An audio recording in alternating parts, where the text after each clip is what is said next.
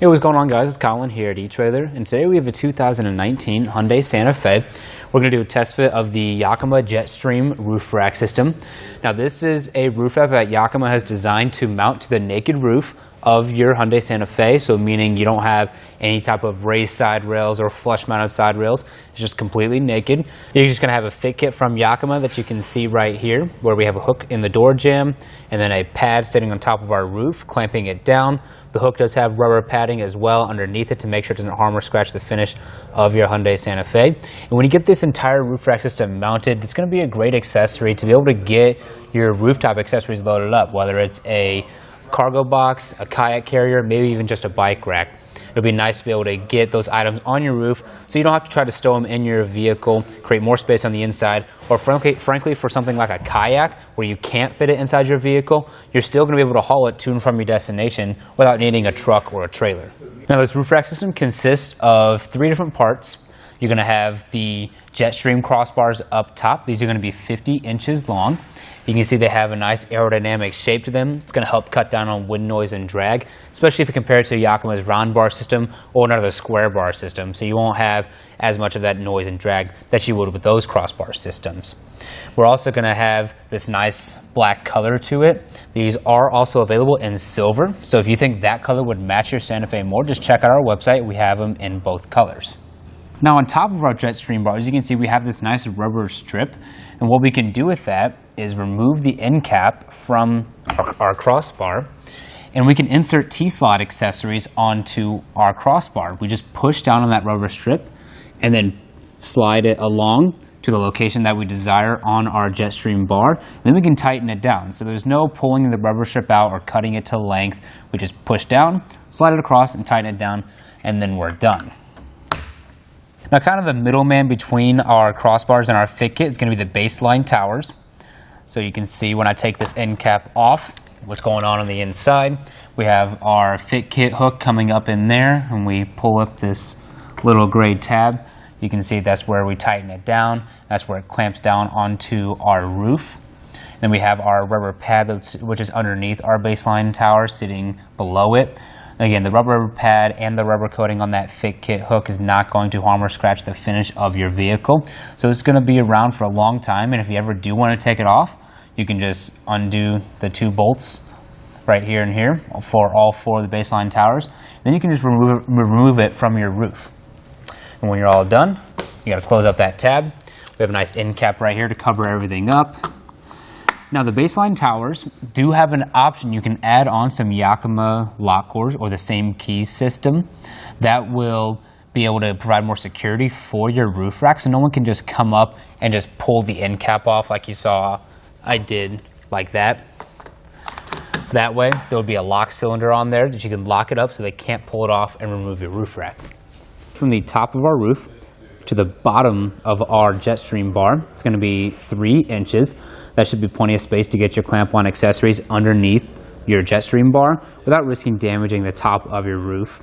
And if we go from the top of our roof to the top of our JetStream bar, it's going to be 4 1/4 of an inch. You just want to keep that in mind, that we have that added height to our roof. So for any low clearance situations, you just want to make sure you're going to fit still. Although with the Santa Fe, it doesn't sit as high as a lot of other vehicles do, so you shouldn't really run into any issues. We're all going to have a weight capacity of 165 pounds for the entire system, so that should be more than enough to get your accessories loaded up.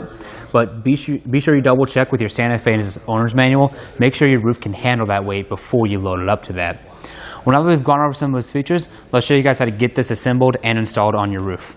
Now, we've got the front crossbar installed. We'll show you how to assemble and get the rear one installed. It's going to be the same process for both. Just make sure you follow the instructions or this video. We're just going to flip the crossbar over first. What we need to do is assemble our baseline tower kit. What we're first going to do is take our black plastic piece, and it's going to go into this slot right here. So we'll just push down on it until it clicks into place. Our silver piece right here, you can see there's threads on the inside. It's going to thread onto that screw that's on the inside. So we'll just kind of get that lined up properly, get the hole lined up. And then the bolt where we're going to tighten it down is actually going to be in there. We need to pull that little tab up, and then we can have access to the screw. So we'll just begin threading it on, and I'll show you kind of like a side angle right there. You can see that silver piece getting farther down. You want to make sure you go until the top of that silver piece is in line with the black tabs on that plastic piece we put on, just like that. And now we got the pad that we're going to put onto this bracket right here. You can see the plastic piece and how it's going to fit on. You want to make sure that the arrow right here is facing towards the outside, so up right there to the outside of the leg. So we'll just push until it clicks on. And again, make sure that arrow is facing the outside. You see it's pointing up, so we're all good right there. Now when you get your JetStream crossbar, you're going to see that there's a rubber strip covering the entire channel. I went ahead and cut this section off down to the measurement that it specifies in our instructions, down to, which is going to be 36 1/4. So I have it cut down to there so I can insert my tower. So what's going to happen is this silver piece with the two black tabs on each side is going to go into the channel on our JetStream crossbar. So once we go like that, we'll just raise it up, get that in there. If you feel that it's too tight right here, what you need to do is either loosen or tighten up that bolt. So we just loosen it up. You saw it move right when I took a little bit of that pressure off, and then we can get it all the way into the channel and then move it into place. What we want to do is get the edge of our tower right at 36 1/4. Right there. Now we'll begin tightening it down. Now we have two different bolts we need to tighten down. Right up here, the one where we tighten up that silver piece into the channel, we need to make sure we adjust it to the correct pitch. So this one's going to control your pitch. This one's going to control your toe. And basically what your pitch is the angle that we tighten it down. So when you see closer, you might not be able to see it on camera, but there is 3 lines right there. We need to make sure we line it up with the correct one. So from the front of the crossbar, which is on this side, to the back of the crossbar, it's labeled A, B, and C. So we need to make sure that we're on the correct letter, which in this case is B, so which is the center. So we'll go ahead and tighten that down.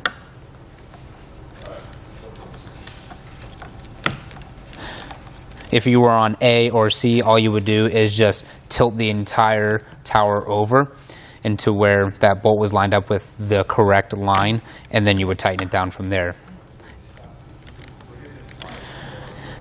And with that tightening tool, when you hear those couple of clicks, you're going to be good.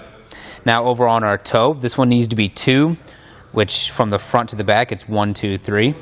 So you can see we're already at 2. So we'll just insert our tool, just make sure that's tight. We can feel it is. So now we're ready to throw it on the roof.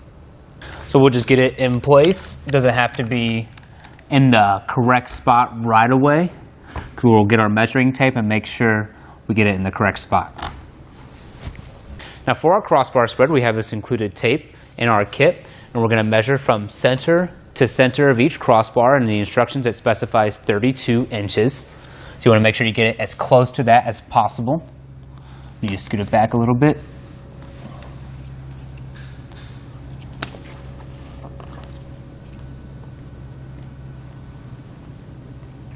There we go. Make sure you get the other side as well, and be sure to double check both sides before you tighten anything down, just so your roof rack is properly sitting on your roof. Now you can see that our pads are sitting right on this channel right here, and that is where they're supposed to go. Don't worry, it is still a sturdy platform for the pads to be sitting.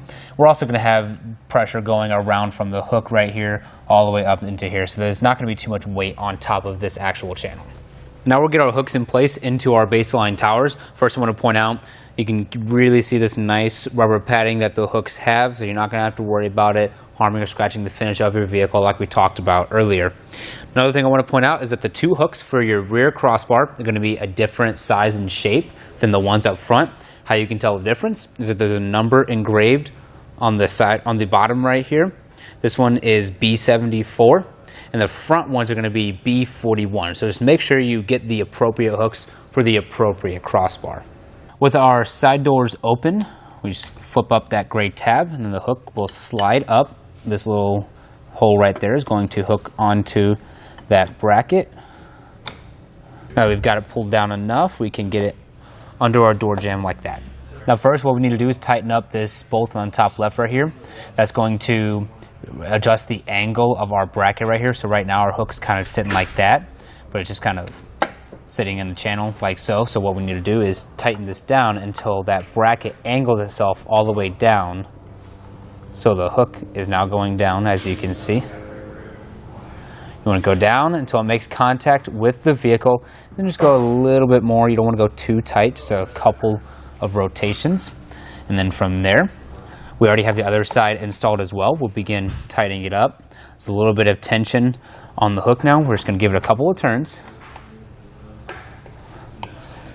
And then we're going to go to the other side and give it a couple turns as well. The reason you want to do that, you want to make your way back and forth, doing a couple rotations on each side so that you get the roof rack pulling evenly on both sides and not more towards the passenger side or more towards the driver's side.